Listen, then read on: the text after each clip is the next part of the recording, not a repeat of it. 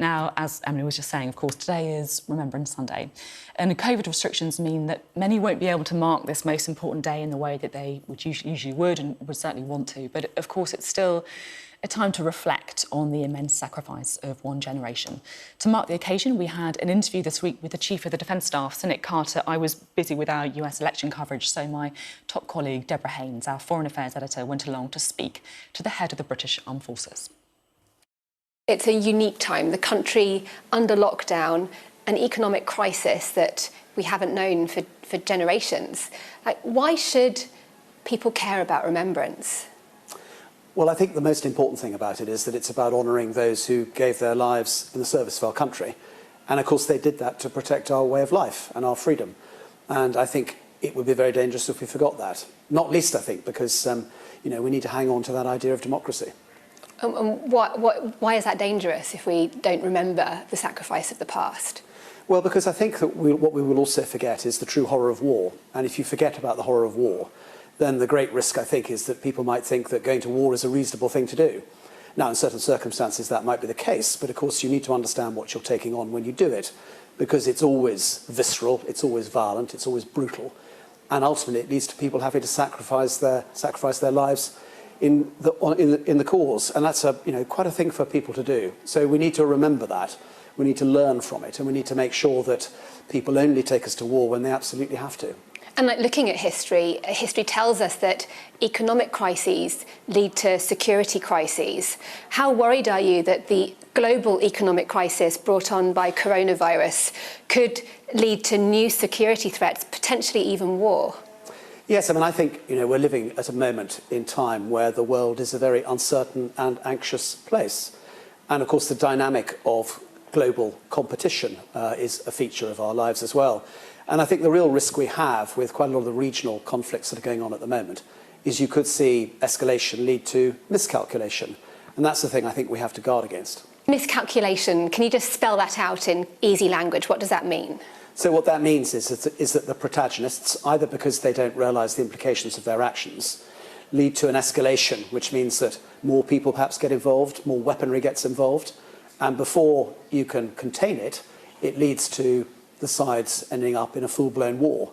And if that happens, as we saw in the last century, we have to remember history might not repeat itself, but it has a rhythm. And if you look back at the last century, before both world wars, I think it was unarguable that there was escalation that led to the miscalculation, which ultimately led to war at a scale we would hopefully never see again. So are you saying that's a real threat, that there could be another world war? I'm saying it's a risk, and I think we need to be conscious of those risks. And that's why remembrance matters, because if you look back at history, hopefully you learn from their experience and you make sure that you're very cautious about how you manage the sorts of regional conflicts that we see playing out in the world today.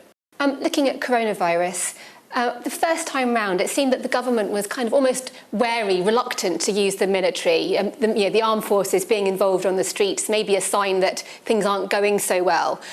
Was that frustrating for you? And do you think that this time around, in the second wave, we'll see even more military presence? Obviously, the military have already done a lot.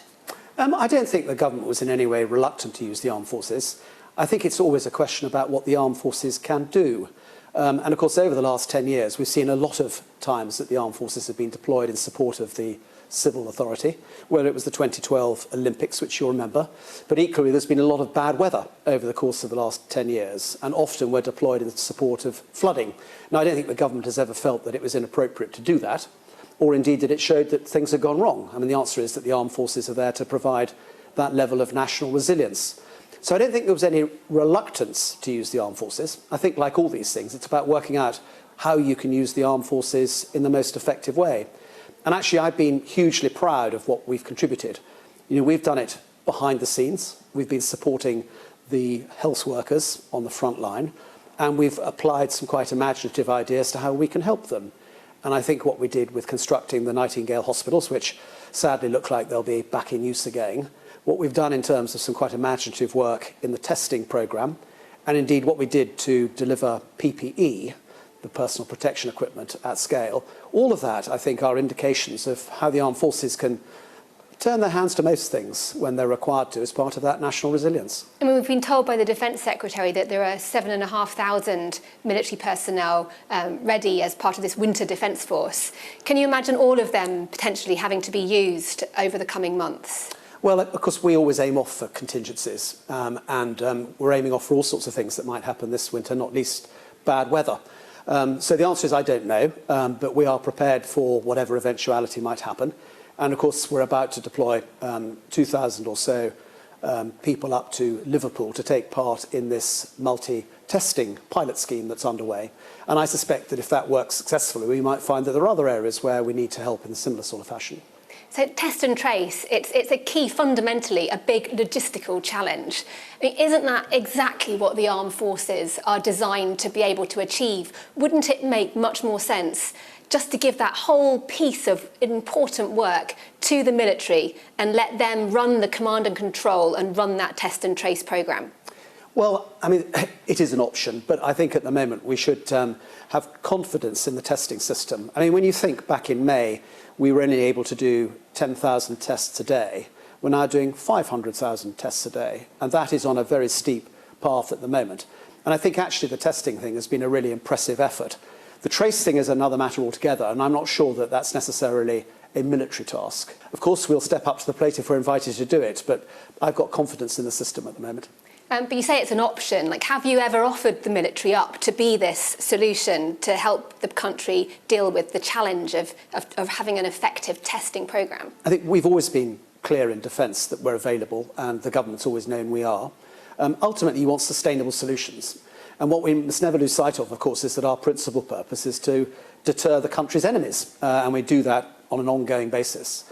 And whilst it is entirely appropriate for us to help in times of crisis, what the government really needs are sustainable solutions so that we're available to do what we should be doing on a normal daily basis. Well, that leads us on very nicely to the integrated review. Obviously, there's this big review going on that's been going on for months now of UK defence foreign development policy.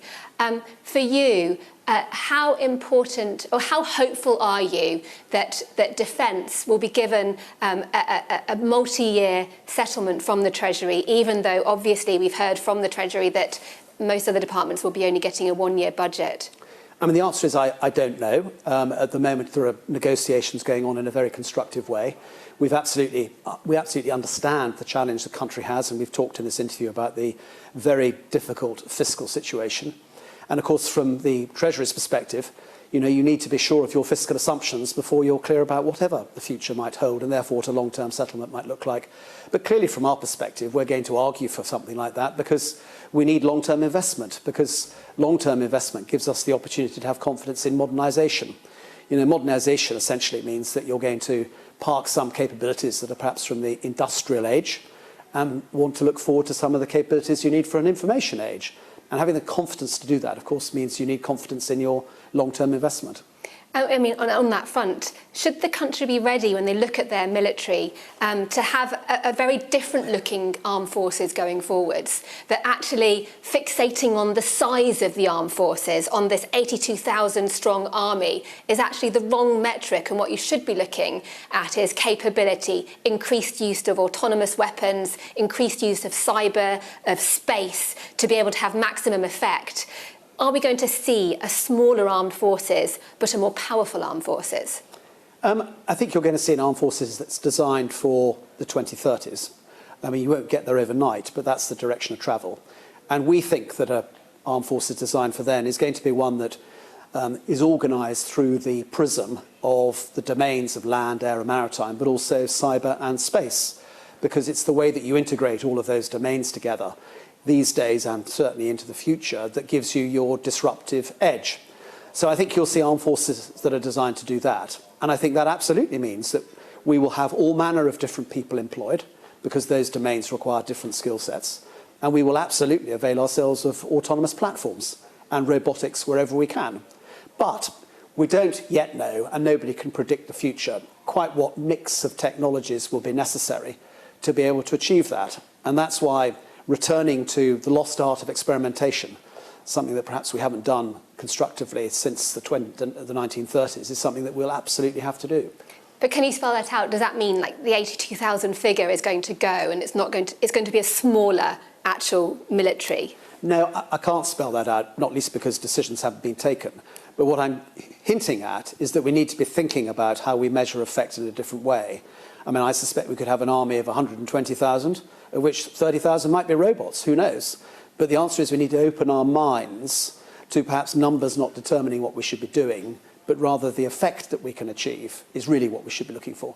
The UK threat level has risen. We've seen terror attacks in Austria and in France.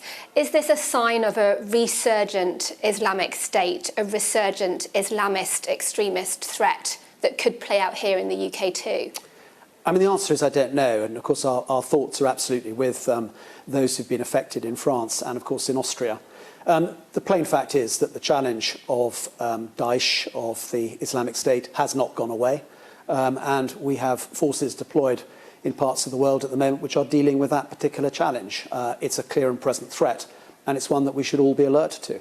The Overseas Operations Bill is obviously passing through Parliament at the moment. You'll be fully aware of the concerns that have been raised, particularly by Labour and also by a number of Conservative MPs, that this is giving a carte blanche to the UK armed forces to commit war crimes, potentially torture. What do you say to that?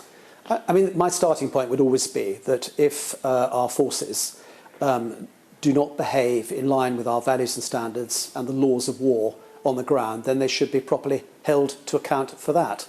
But I would also say that we have been struggling with vexatious claims from the campaigns of Iraq and Afghanistan over the last decade or two.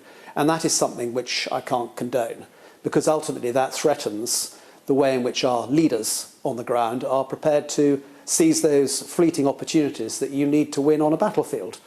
So the trick is to maintain the moral high ground, which is fundamental to us, and we must never lose that, and therefore we must be held to account, whilst at the same time trying to make sure that vexatious claims don't pursue us. Okay, thank you very much.